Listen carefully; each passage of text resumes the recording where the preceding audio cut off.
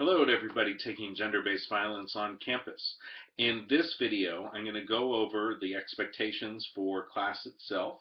And to do so, I'm going to go through the syllabus, so you might want to take that out and go through it as I talk you through it so you have a real firm idea of what to expect in the class. It's very important to me that you know what's expected from you.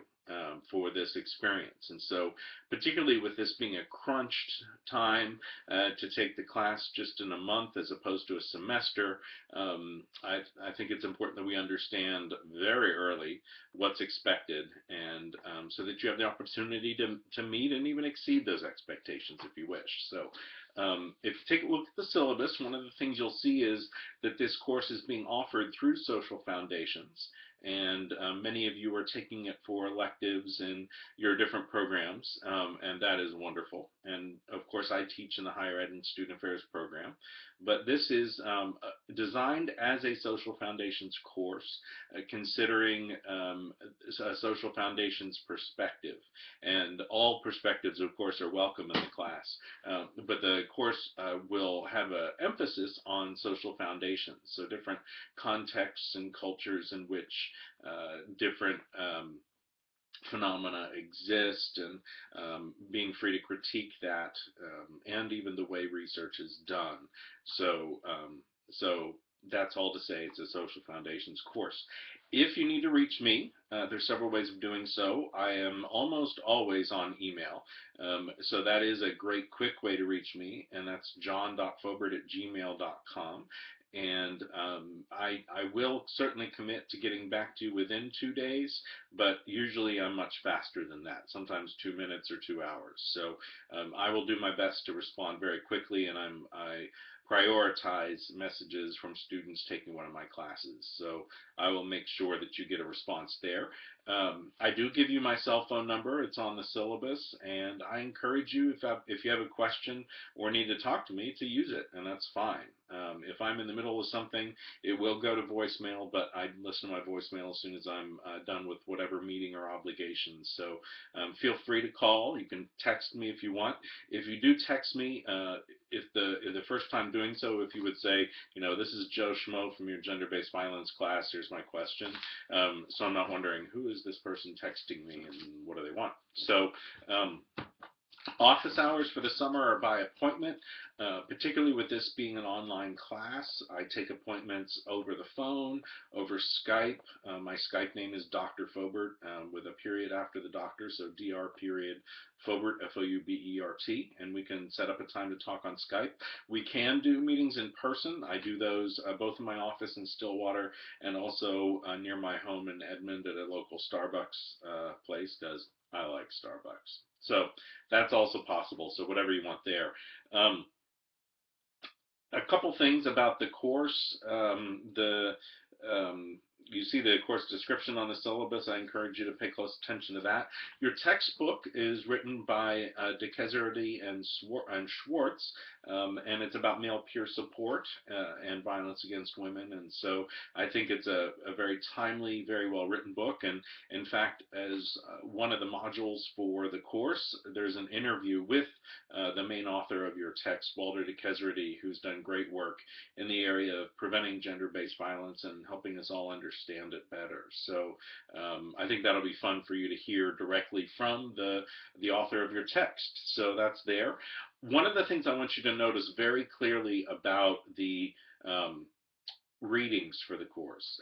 If at first you look at the readings and you faint dead over because you're wondering how you'll get that all done, look more closely. So I have some that are classified as required, which means you got to do them, and that's part of the course. And there are just others that I list as other readings. Now, I thought about having those be recommended readings or lots of different titles, but I just put the title out other because my intent is just to list those there. If you wanted to know more, if you want to read those, great. If you're taking the course for a specific reason and there's a specific week that the topic really appeals to you, you want to dig deeper, those are all there for you. But I do want to make it clear, you can get every point in this class without reading a single other reading. However, that being said, if you want to read those or even incorporate those into your comments about the different modules, please do, and please feel free to do so. That's what they're there for. But I just don't want you to feel obligated to read those. So hopefully that makes the point there. Um, Lots of disclaimers for this course, of course, because it's on such a volatile topic and certainly one that can be upsetting to a lot of people. So I would expect it coming into this, given the title of the course, that you'll recognize that the main topic is sexual assault and it's for mature adults. And we will speak as mature adults about a controversial and a very difficult topic to explore for, especially for some folks. And so um, you may find some of the topics uncomfortable, triggering, inappropriate, those sorts of things. And so I would just encourage you to think about, once again, if you want to proceed with the course and not to take it if you think you'll be overly uncomfortable or that's not what you wish to experience. Now, my philosophy is that education should make people uncomfortable to some degree, and that we should discuss topics that make some people uncomfortable in a scholarly way in the safety of a classroom, whether that be in person or online. And I think that discussion is very important. I don't think that education should necessarily push buttons for the sake of pushing buttons, but I do believe that we should have a learning environment where we're able to talk about different topics that could be controversial or even upsetting in a way that's both scholarly and hopefully to some extent safe, although I wouldn't necessarily say the class it can be guaranteed to be a safe space for everyone. Because I think everybody has a different definition of that and understanding of what it is. I hope that it is a safe space in the sense of people being free to state their opinions, to back them up with research, and to feel like that their contributions are valued. But not everybody may interpret it that way as a safe space. So I just want to warn you about that up front. Again, my desire is that we have a spirited scholarly discussion that explores controversial topics and that we do so in a safe way, but not everyone may feel that it is a fully safe space. So just bear that in mind, I hope, when you take the class. Some of it could be triggering, some of it could be upsetting. I would just encourage you to do what you need to do before logging on to prepare yourself for the class, and that's doing the readings, of course, but also just emotionally if you think the topics will be uncomfortable. And I also wanted to make it clear that the primary purpose of the class is not to be a therapy group for survivors, although I hope survivors are in it, and even taking the class may be therapeutic for some, but it's not a therapy group. It's a scholarly endeavor designed to examine um, important important topics. So um, a couple things I would ask of you. I hope that if someone shares a personal experience in any of their posts, that will stay within the class and not be mentioned outside of class. That's an expectation I have for you. I can't guarantee any student that it won't be shared outside the class if a class member decides to do that against my wishes, but I do hope that that's the environment we can create. I hope that we'll all respect each other's points of view and disagree without being disagreeable. And please disagree with me if you wish to. If I've either stated something or written something for the class or anything like that, critique it. And that's all in the spirit of academic freedom that I find is very important. Um, and then I do ask that you take a great deal of time to read the readings. And as you're going through the readings, get the main idea, the main point, the main thrust of the author's either argument or study or whichever. I wouldn't worry about focusing so much on the minutia as I would focusing on what is this author contributing about our understanding of sexual violence and how can I make sense of that. So read for the theme, the main points, that sort of thing, and don't get lost in the weeds of minor details. Okay, moving on to major assignments. You essentially have three assignments for the course. one being an introductory PowerPoint, a second being your participation throughout the course on the online discussion board, and then finally a synthesis paper at the end of the class. So the first assignment, which is worth 60 out of the 1,000 points for the class, I want you to introduce yourselves to each other through PowerPoint slides put up on the discussion board in Module 1. And it's a way that we can all meet each other, because I know that not every one of you knows everybody else. Some of you may know many people in the class, but I know and am confident that not everybody knows everyone. So I do hope we'll use that as a way to just introduce ourselves to each other. Why are we taking the class? Who are we as individuals? Those sorts of things. And I think that can help set the stage for the discussions that we'll have. And their grading criteria there, any point value may be assigned, but I gave you some basic, this is what a standard answer in this category might be versus that category, that sort of thing. Essentially, if you're following the directions closely on the introductory PowerPoint, you should have no trouble earning all 60 points. But the directions are there just to get you used to following instructions for something in the class, that sort of thing. Now, the second thing is participation in the online class itself in each of the modules. And I have some pretty complex rules about how to participate in a way that will meet expectations for the various different modules. And so I want to make sure you pay close attention to those.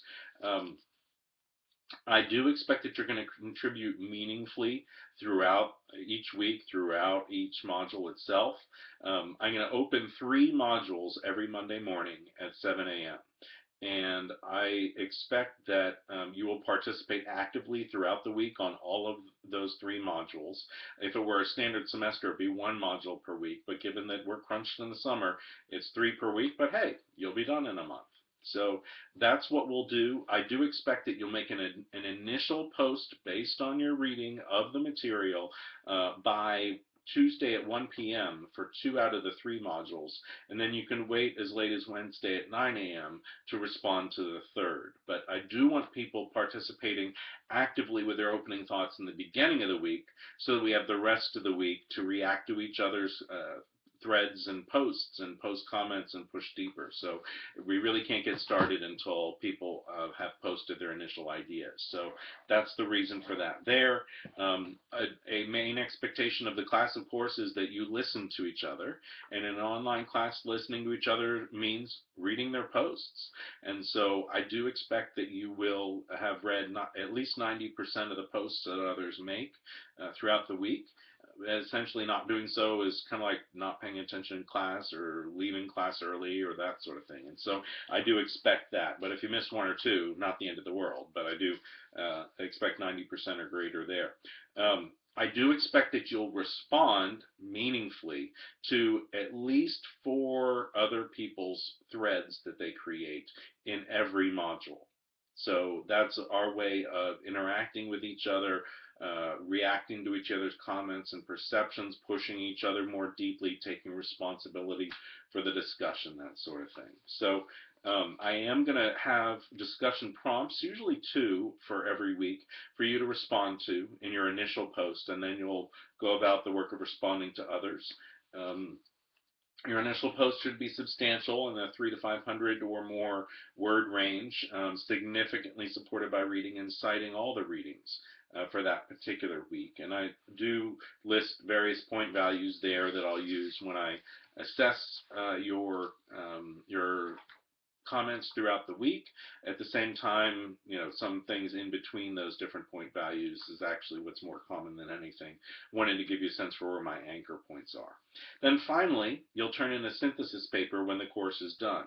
And that is able to be fully met in expectations just with the readings in the course. I do not expect you to do other outside readings for that paper. It's a synthesis of what we've read in the course. And so if you do other readings, that's fine. Just be sure to cite them.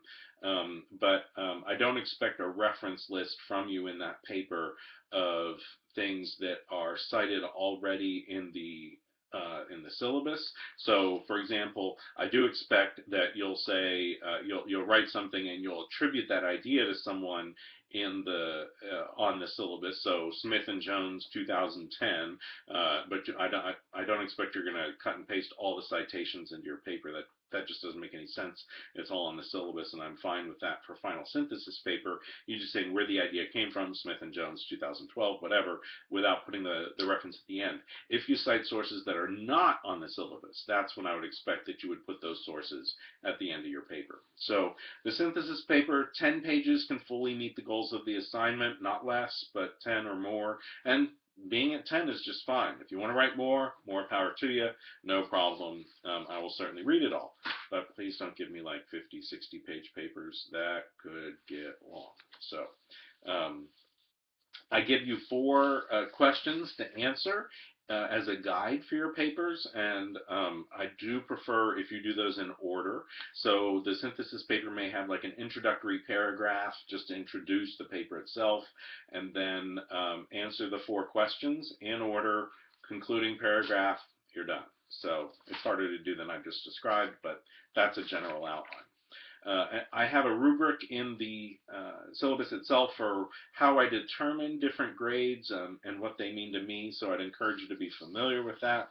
The course modules, of course, I discussed that as being 3 per week, and with your course activities, be on time. If it's not on time, it's late, points are deducted, that sort of thing. I do expect that your interaction in the course will be self-directed as a graduate course. There will be times when I insert myself into that discussion as your instructor, and you can certainly expect that that's going to happen, but the large majority of the participation will be you on the discussion board and responding to each other. I set the tone for every discussion through introductory videos like this. I will post additional things within discussions as I see fit, as things are going along, if I want to redirect them a little bit or push people to think more, but most of that's on you. There's some discussion board etiquette there. I just encourage you to read it and follow that. I still don't understand the all caps thing, how some people consider it shouting, but hey, some people do, so we try and avoid it. Grading all my courses, everything adds up to 1,000, makes it easier on all of us because we know 900 to 1,000's an A and so on down from there. So that's there. Academic integrity, of course, important in this course as in any other. And I expect particularly from graduate students the highest sense of academic integrity. Please be familiar with the rules of not only the class but of the university when it comes to academic integrity. And everyone can know that I take academic integrity very seriously. So you can count on the fact that your work is your own. I'll trust you that your work is your own, and that people won't be rewarded for cheating in the class.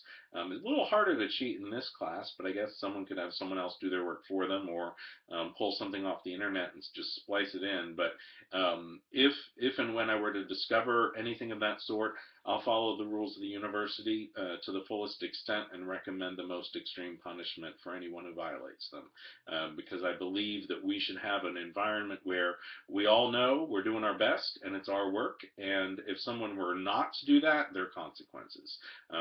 Only happened a few times in my career. I don't expect it'll happen in this class. So I do hope for just an open, empowering, wonderful academic experience with everyone where that's not even an issue. If you have a disability that you think would impair your involvement in the class, please go to university, the Office of Student Disability Services, be assessed there. They'll let me know what accommodations I should make. I'll make them. We'll all be fine. If you need help with how to actually work the discussion board or any other parts of the online classroom, you might ask a classmate or something like that. But if you do need help that you can't readily receive, I do encourage you to contact the Institute for Teaching and Learning Excellence through their online support line. They have both email and phone ways to reach them, and they can be very helpful in sorting out different problems. So with the course schedule itself, I'm not going to go over that in detail. I simply want to make sure you remember and you know your first assignments due the second day of class. And that would be Tuesday, June 9th at 1 p.m.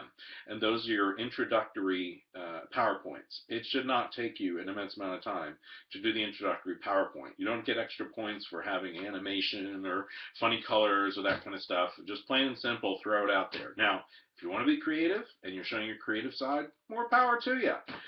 But it shouldn't be taking you too long. So that and the other thing that I'll emphasize at the very end of the syllabus, your final paper. I don't have readings in those last few days of class because I wanted to give you focused time to finish off that synthesis paper between June 29th and July 2nd.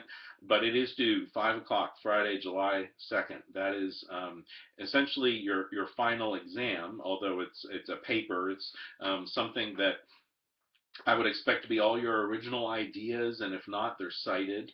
And so you cite different references from the course, or you can even cite a discussion post someone else read, or someone else wrote rather, or one of the interviews that's part of the class that I have posted for you. So that's all well and good. But I do, of course, expect it to be your work. It's due when the class is over, 5 o'clock on that Friday. If you want to turn it in earlier than that, no problem. That's fine. But that's when it's due. And I should say 5 o'clock Central Time on Friday, July 2nd, so that we're all clear on that. So that's the course. I hope that we have a great time together. I know we will. It's a topic that I think is very important, and I'm just thrilled to be able to teach a course on it, and in a summer format where you can focus on it intensely for a month. It obviously will be an intense class. There's a lot of reading, a lot of discussion posts to make, and you'll need to allocate, I think, several hours a day, certainly on most days, to fully take part in the class. And so, but by the end of it, you'll hopefully have 3 credits, have done real well, and even more importantly, know a lot more about gender-based violence, and ultimately, how do we end it? So thanks for taking the course. I look forward to a great month together.